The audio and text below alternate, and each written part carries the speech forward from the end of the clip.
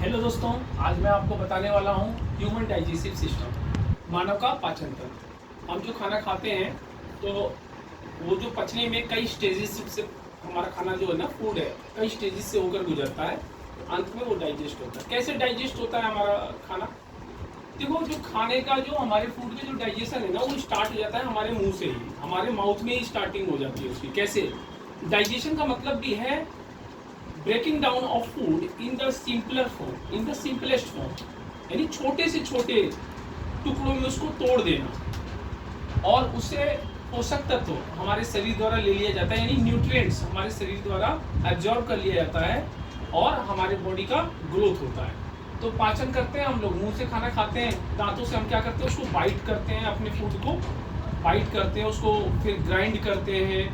फिर उसको ग्राइंड करते समय हमारे ना मुंह में ना इधर ऊपर स्लाइवरी ग्लैंड होता है, हमारे अंदर ओरल कैविटी जो होती है, हमारी माउथ कैविटी होती है, उस अंदर की साइड यहाँ स्लाइवरी ग्लैंड्स होती है, वहाँ से स्लाइवा निकलता है। क्या निकलता है? स्लाइवा, जिसे हम लार भी कहते हैं। जैसे हम बच्चे टॉफी वॉफी खाते हैं तो मुंह से पानी निकलता है, वो लार होती है। ये जो लार होता है ना, ये लार काफ़ी इंपॉर्टेंट होता है। ये हमारे मुंह में कोई भी अगर बैक्टीरिया आता है ना, अगर हम कोई भी खाना खाते हैं, जैसे हाथ में, वैसे हाथ धो के ही खाना खाना चाहिए, लेकिन छोटे बच्चे जैसे बिना हाथ धोए खाना खा लेते हैं तो बैक्टीरिया मुंह में चले जाते हैं। तो मुंह में चले जाते हैं तो ये जो लार है ना, लार के अंदर ना वो एक ऐसा चीज़ पाया जाता है, एक ऐसा आप उसको कह सकते हो जो कि बैक्टीरिया को खत्म कर देता है। लार के अंदर इतनी पावर होती है, बैक्टीरिया को खत्म कर देता है। और लार क्या करता है? हमारे खाने को चिकना करता है, और चिकना होने की वजह से वो ना हमारे ना ये जो है एसोफेगस, जिसे हम फूड पाइप बोलते हैं, एसोफेगस में से वो खाना है ना सरकता है,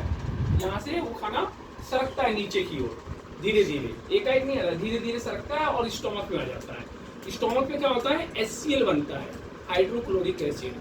वो HCl क्या करता है? खाने को और भी तोड़ता है और आगे तोड़ता है, खाने को ब्रेकिंग डाउन करता है।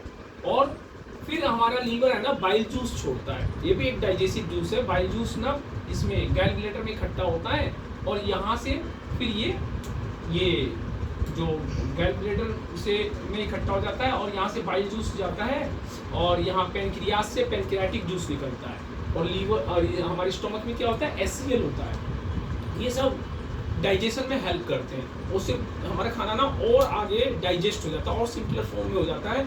फिर उसके बाद क्या होता है? ये हमारा स्मॉल इंटेस्टाइन, जो ये जो पतली पतली जो लाइनें दिख रही है ना, स्मॉल इंटेस्टाइन, इसको कहते हैं स्मॉल इंटेस्टाइन, लेकिन ये होती है बड़ी। इसका जो है ना डायमीटर, यानी इसकी जो मोटा चौड़ाई कह लो, जैसे ये पेन है मेरे सामने, इसकी जो गोलाई आप देख रहे हो ना, इसी तरीके से छोटी आंत की जो गोलाई होती है वो कम होती है बड़ी आंत से, लेकिन लंबाई इसकी ज़्यादा होती है, इसलिए इसको हम छोटी आंत बोलते हैं। यहाँ से जो भी हमारे जो आगे डाइजेशन यहाँ भी होता है स्मॉल इंटेस्टाइन में, यहाँ से क्या होता है ना, ब्लड के द्वारा जो भी न्यूट्रिएंट्स है वो एब्जॉर्ब कर लिए जाते हैं। और फिर उसके बाद जो खाना है ना हमारा जो उसके बाद ये जाता है हमारा लार्ज इंटेस्टाइन में। लार्ज इंटेस्टाइन में क्या होता है?